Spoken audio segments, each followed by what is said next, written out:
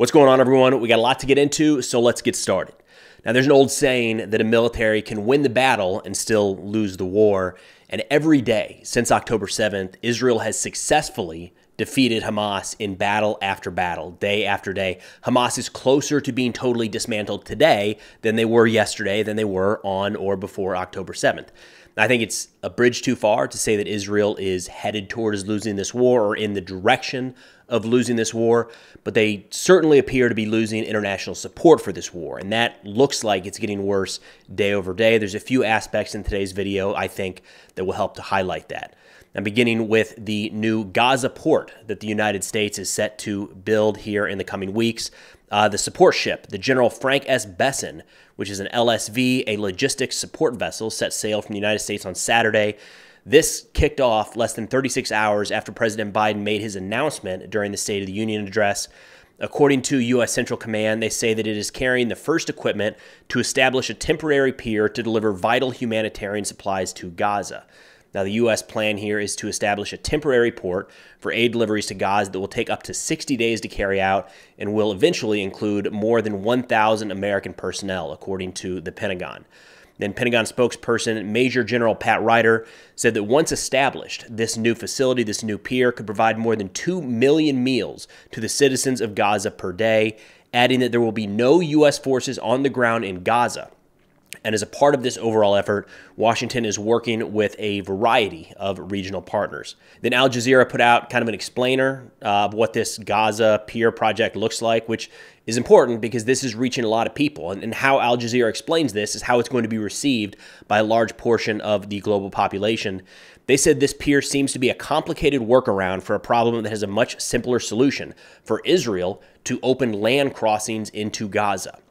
They interviewed Juliet Tuma of the UNRWA, who said any effort to bring in humanitarian aid into Gaza and to help the desperate people is absolutely welcome. However, there is a more efficient, a cheaper, quicker way to get into Gaza, and that is by road. She added that what the U.S. can do to most efficiently help with the aid crisis in Gaza is to place more pressure on Israeli authorities to increase the working hours of the one open crossing point between Israel and Gaza. If this whole process, the Gaza Pier, seems overly complicated and confusing, I'm with you. It is. It's still hard for me to understand how this is the best solution. If the goal for this specific project is to provide more aid in a timely manner to the people of Gaza, there are other solutions. Airdropping aid day after day is not the end-all be-all solution. That's never going to meet the volume that's necessary. But Israel has port facilities that are open today and can facilitate large ships. I haven't seen any conversation about why can't those ports be used, the aid come in, and then they're facilitated down into the Gaza Strip. I understand there's some challenges with getting aid across the border, with Israel having the appropriate security mechanisms in place to search those vehicles before they go in. But it seems, could that not be more easily resolved than building a pier from scratch by the United States, setting sail from the United States to put that together? Not entirely clear how this is the best solution for what the various parties are trying to achieve in Gaza. I've also seen some questions as to whether or not Hamas will fire on U.S. military personnel building this pier. Maybe. Look, it's a war zone. Those are incredibly tricky at baseline. Anything can happen, right? So that's always a possibility. I wouldn't expect it, though. It's not in Hamas's best interest to do that in any way, shape, or form. And they're not stupid. Hamas is not dumb. So if you look at the media presence of Hamas since October 7th, they've really changed their tone. They were very aggressive leading up to that attack and in the immediate aftermath of it. But everything since then has really shifted to where Hamas is trying to present themselves and the Palestinian people as the victims of Israeli aggression. They are just trying to survive, trying to protect their civilians to their left and right. That's how Hamas is trying to make themselves look to the international media. And if you think about it, it's largely done the trick. Right? For all of most of the conversation today across international media outlets is talking about the suffering of the Palestinian people. By and large, there's not nearly as much mention of the atrocities committed on October 7th. So I would argue that's where the focus is right now, is on the suffering of the Palestinian people. That's the reason this pier is going to be built in Gaza at all. So for Hamas then to open fire on one of these organizations trying to provide more aid to the Palestinian people doesn't really help their case at all. doesn't move their case forward in any way. So I wouldn't expect Hamas to see a U.S. ship off the coast and use one of, they have had some torpedoes in the past, no indication that those have been successful, or they have any more available, or that they even could put these to use against U.S. naval vessels. Again, I wouldn't expect them to open fire on U.S. forces. It is, however, always a possibility. Then we got a report released by the UN Relief and Works Agency, UNRWA, that was reviewed by Reuters a couple days ago, dated February 2024, that detailed allegations of mistreatment in Israeli detention. These allegations were made by unidentified Palestinians, including several who worked for UNRWA. So UN employees outlining to their headquarters, then reviewed by Reuters, that they were mistreated in Israeli detention. And they actually get in some pretty nasty details here. The document said that several UNRWA Palestinian staffers had been detained by the Israeli army and added that ill treatment and abuse that they said they had experienced includes severe physical beatings, waterboarding, and threats of harm to family members. The report said, quote, agency staff members have been subject to threats and coercion by the Israeli authorities while in detention and pressured to make false statements against the agency, including that the agency has affiliations with Hamas and that UNRWA staff took part in the October 7th, 2023 atrocities. Reuters said that they could not independently verify the accounts of coercion of the UNRWA staff and the mistreatment of detainees.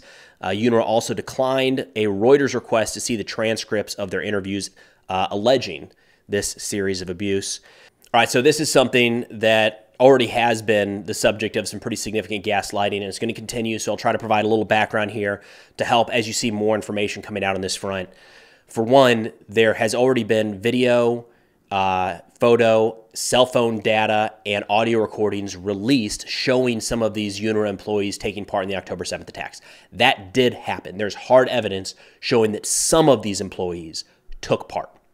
The broader allegations that were raised against UNRWA is that the organization as a whole may have known what was going on or facilitated, or that a large number of their employees directly participated in the October 7th attack into Israel. So, on the one hand, yes, some did. The other question of how widely known was this within UNRWA and how much was this organization tied into this terrorist attack is still not entirely clear. And it looks like that is probably what they were trying to get at with some of these confessions, if you will. Again, because we do have a little bit of hard evidence to show that there were some bad actors. Those exist. Those also exist in every organization. Now, this whole series of allegations against UNRWA blew up a couple months ago, right? So Israel came out and said, we have evidence that UNRWA employees took part in the October 7th massacre, and immediately 13 plus countries dropped their funding to the UNRWA. At the same time, the UN fired, I think it was 12 or 13 employees that Israel called out by name, said these people participated, we have direct evidence, and the UN immediately fired them. In my analysis, reporting at the time, looking at that, I said that is pretty significant. You have to recognize there's something behind that. Even though we don't have all of the evidence presented publicly yet, for 13 or more countries and the UN to all take immediate decisive action really suggests that there's something to those claims, right? And I stand by that. I think that is such a significant step for so many different people to take. But as we get further and further away from that, countries are starting to reverse course a little bit. And reading between the lines here, it's looking more and more like, yes, there were some bad actors inside of UNRWA, and certainly some did participate in the October 7th attacks, but the overall organization, it looks like more and more countries are saying it's not the whole organization that was complicit. It's not the whole organization responsible for what happened here. So just a couple days ago, the Norwegian foreign minister said that many countries that paused funding to the UN Palestinian Refugee Agency, UNRWA, are now having second thoughts and that payments could resume soon. And just in the last week or two here, the European Union, Canada, Sweden, and Norway have all resumed their funding of UNRWA. So again, that makes, trying to read between the lines here because it's a mix of information coming from every direction. This looks like these organizations were expecting more information, more detailed allegations to show that more members of UNRWA participated in this attack, and it either didn't meet their expectations, hasn't come through yet, they're still waiting, or they question whatever evidence they've so far been shown. But again, you're starting to see a flip there, right? All of these countries and the EU, jumped on board right behind Israel with those claims. We got you. We're going to take action right away, including the United Nations. And now, after a few weeks have passed, they're starting to shift back over, saying, actually, we're going to continue to fund UNRWA. Now, this kind of ties in with a broader shift in international support that continues to ramp up against Israeli actions in Gaza. The Australian Foreign Minister Penny Wong said on Tuesday that Prime Minister Netanyahu was undermining Israel with his approach to the war in Gaza. I have an opinion on that here in a second, but Wong says, quote, "I think the world is horrified with the current situation, and I would say that unless Israel changes its course, it will continue to lose support." And then U.S. President Biden on Saturday said that Netanyahu was, quote, "hurting Israel more than helping by conducting the war in a way contrary to the country's values." And this comes 1 week after more than 100,000 Michigan voters chose uncommitted on their ballots. And then on Super Tuesday, 5 states, 263,000 people across 5 states, also listed uncommitted. This is widely viewed as like a protest vote. People who otherwise would have selected Biden on their primary ballot, but are using this as a way of saying that they do not approve of his current policy in Israel related to the war in Gaza. So it's getting a lot of attention. It's getting a lot of attention, the war in Gaza, here in the United States, as well as around the world. Now, in Israel, it's a bit of a different story. The Israel Democracy Institute polled 750 people and released this data on March 10th. In that poll, 64% said that Israel should expand operations into Rafah. 21% said they should not, and 14% said they didn't know. This was pretty skewed between the Jewish and the Arab populations, as well as between those in the left, right, and center. Notably here, on the right, 88% of Jewish respondents said that the IDF should continue operations and push further south into Rafah. Now, this is something I wanted to come back here to. You've got the United States, Australia, and a handful of other world leaders speaking out, saying that Israel needs to, maybe change how they're conducting this war or risk losing broader international support. I think that's a fair assessment, just reading the winds of how things are trending. On the other hand, the only country that is going to act in Israel's best interest is Israel. And I've said this about other conflicts and about the United States. The only country that is going to act in the United States' best interest is the United States. And this goes around the world. Everyone acts. My belief is that everyone acts in their own self-interest. So Israel, if they believe that the course of the war right now is the best way to defeat Hamas, to provide security for their people, to bring peace and stability to the region, is to continue pushing into Rafah, then that's probably what they're going to do. Other countries around the world have the ability to kind of influence these things at times. There's a lot of pressure that the United States still could apply to Israel if we wanted them to change course, that we largely haven't done at this point. Mostly what the United States has done is this sort of language, kind of beating around the edges, saying, if they do that, it's not going to be good, or we would like them to reduce civilian casualties, but then at the same time, continuing to send weapons to Israel, building a pier so that we can bring in more humanitarian aid to Gaza, airdropping aid over Gaza. We'll see. Again, Israel is going to act in the best self-interest of Israel. They're not going to act in the interest of the United States, in the interest of Australia, the European Union, or anyone else. If they do that, I think just the recognition that sometimes comes with repercussions. Those repercussions could be an impact on the international community, an impact to trade, overall economic status, or something else. Now, we have a little more information around the ceasefire that hasn't come to fruition. This is something in the United States that for weeks now, people have been hammering that it's right on the edge. We're almost there. This is about to come to completion, and it just doesn't look close, at all. So Secretary of State Blinken said recently, the issue is Hamas. The issue is whether Hamas will decide or not to have a ceasefire that would benefit everyone. The ball is in their court. We're working intensely on it. We'll see what they can do. And then the spokesperson for the Al-Qassam Brigades, Abu Obaida, said, quote, "Our top priority to reach a prisoner exchange deal is the complete commitment for the halt of aggression and an enemy withdrawal. There is no compromise on this." So we're already starting to see the U.S. saying this is in Hamas's court. Hamas says, great, so long as all of Israel withdraws from Gaza, which Israel's not going to completely withdraw from Gaza anytime in the next couple days or weeks. Then the Hamas leader Ismail Haniyeh, who is not currently residing in Gaza, said Israel evaded giving clear guarantees regarding the ceasefire, the withdrawal of its forces, or the guarantees for the return of displaced civilians.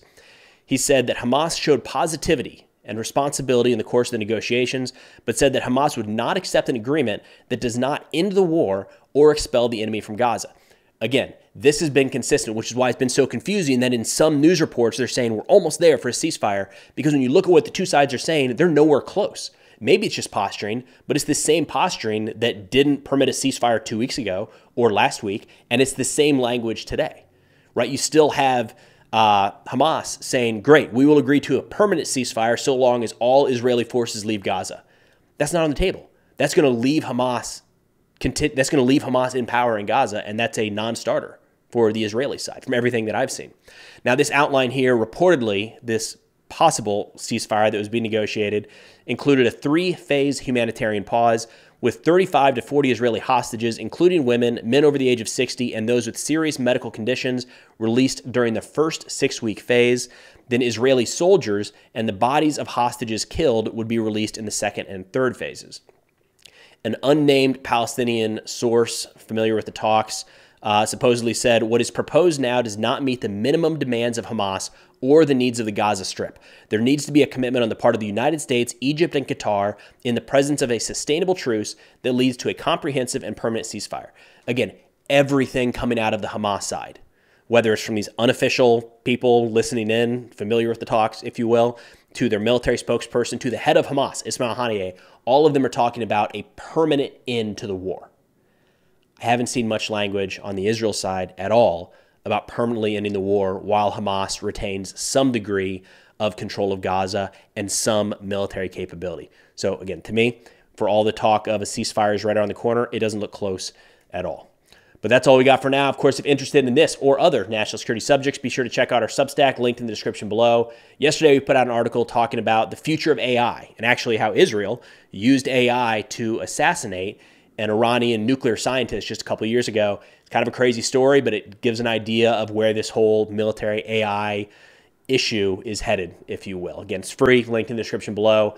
But thanks for watching, and I'll see y'all next time.